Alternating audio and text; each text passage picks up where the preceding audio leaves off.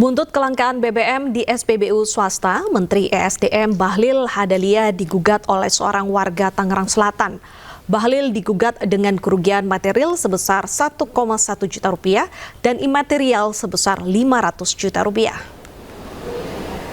Gugatan yang dilayangkan oleh Tati Suryati, warga Tangerang Selatan, kepada Menteri ESDM Bahlil Lahadalia memasuki tahap persidangan di Pengadilan Negeri Jakarta Pusat.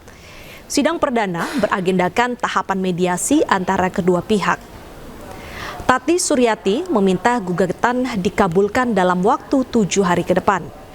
Jika gugatannya belum terpenuhi, Tati akan mengajukan gugatan class action untuk Presiden Prabowo Subianto, Menteri ESDM, dan Menteri Perdagangan Dalam Negeri, serta sejumlah SPBU swasta. Selain meminta ketersediaan BBM swasta, Tati juga menggugat kerugian hingga 500 juta rupiah.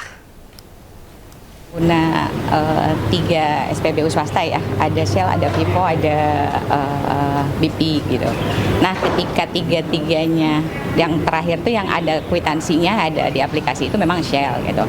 Nah, ketika tiga-tiganya SPBU swasta yang suka saya gunakan itu kosong gitu kan, akhirnya aktivitas saya sedikit terganggu karena tidak bisa beraktivitas lebih lagi gitu ketika kendaraannya tidak bisa terisi gitu. Yang utama adalah ketersediaan SPBU bahan bakar di SPBU swasta gitu. Terus yang keduanya kalau dari sisi ganti rugi sih sebenarnya itu karena gugatan menyangkut ganti rugi tidak terlalu penting sih sebenarnya. Besarannya tadi sekitar 1,1 untuk material.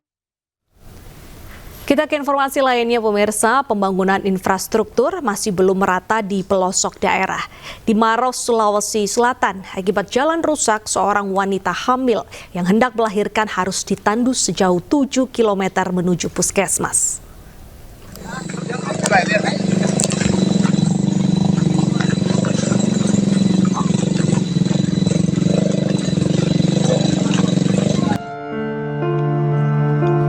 Seorang wanita hamil yang hendak melahirkan di Dusun Cindako, Desa Bontosamba, Kecamatan Tompo Bulu, Kabupaten Maros, Sulawesi Selatan, harus ditandu sejauh 7 km menuju Puskesmas Tompo Bulu agar mendapatkan penanganan persalinan.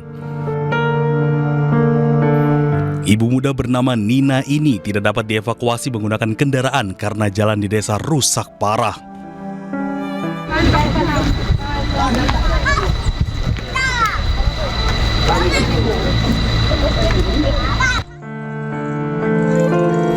Warga pun saling bergantian memikul hingga ke tempat yang bisa dilalui kendaraan. Buruknya jalan di wilayah ini sudah puluhan tahun terjadi dan belum tersentuh oleh pembangunan kabupaten. Kepala desa setempat berharap segera ada perbaikan infrastruktur di desa Cindako dari pemerintah kabupaten. Saya berharap kepada pemerintah kiranya dapat memperhatikan tempat kami di Desa Bontotumba, khususnya di Cindako, untuk memperlancar baik itu kesehatan, bidang pendidikan, dan juga pertanian. Setelah berhasil menjalani proses lahiran dan 2 hari menjalani perawatan medis, Nina bisa kembali pulang ke rumahnya meski dengan berjalan kaki sejauh 7 km sambil menggendong bayi yang baru saja ia lahirkan. Dari Kabupaten Maros, Sulawesi Selatan, Wahyu Ruslan, iNews melaporkan. Pemirsa, belakangan ini Jakarta sedang panas-panasnya. Siang hari suhu Jakarta bisa mencapai 35 hingga 38 derajat. Kita simak laporan selengkapnya dari jurnalis iNews Yasmin Atania berikut ini.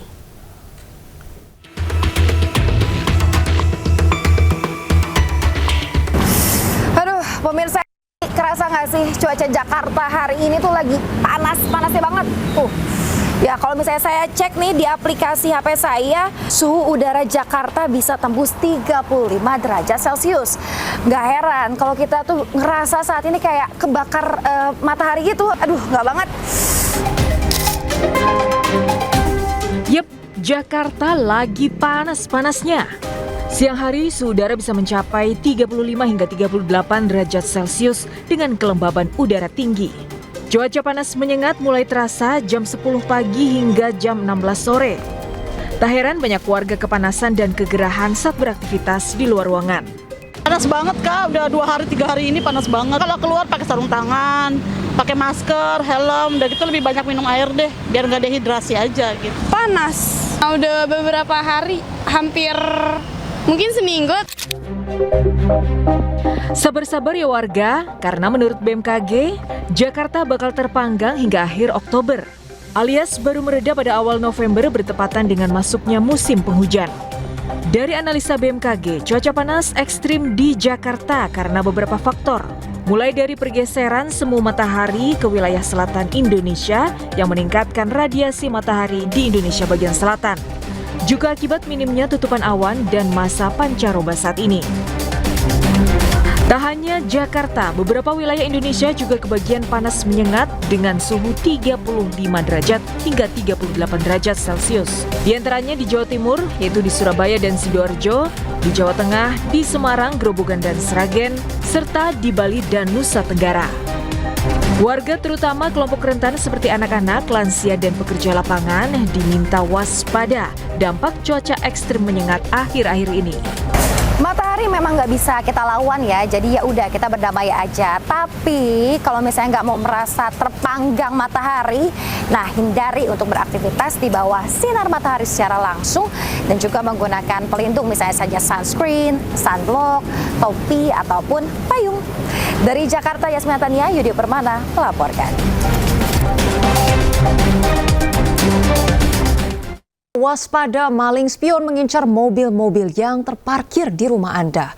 Di Lenteng Agung, Jakarta Selatan, pelaku beraksi melompati pagar rumah korban.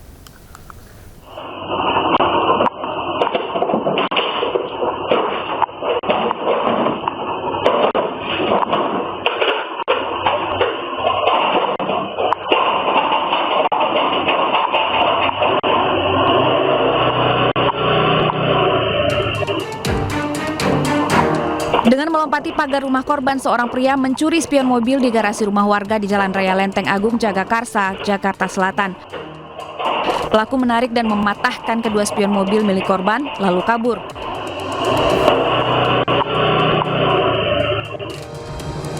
Hanya selang setengah jam, pelaku yang sama kembali beraksi di rumah lain di Jalan Nangka yang berada tidak jauh dari rumah korban pertama.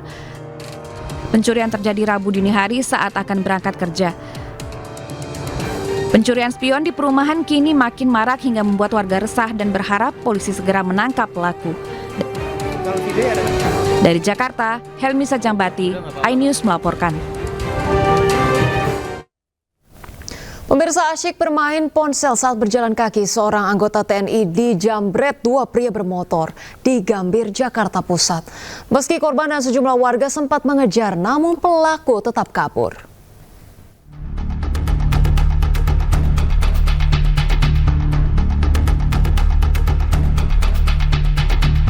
Seorang aparat TNI menjadi korban jambret ponsel saat berjalan kaki di Jalan Juanda, Gambir, Jakarta Pusat.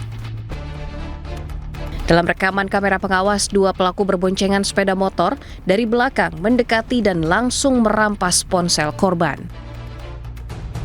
Meski korban dan sejumlah warga sempat mengejar, namun pelaku berhasil kabur. Korban belum membuat laporan, namun polisi tetap mengejar para pelaku yang telah dikantongi identitasnya. Kemudian kita dari Polres maupun dari Polsek juga telah melakukan penyelidikan, kemudian memeriksa saksi-saksi dan CCTV. Kita sudah mengetahui identitas baik dari pelaku maupun dari korban. Namun dari korban ini tidak ingin melaporkan kejadian tersebut. Walaupun korban tidak mau melaporkan kejadian tersebut, kami tetap mengejar pelaku dan mudah-mudahan tidak lama lagi akan kami tangkap.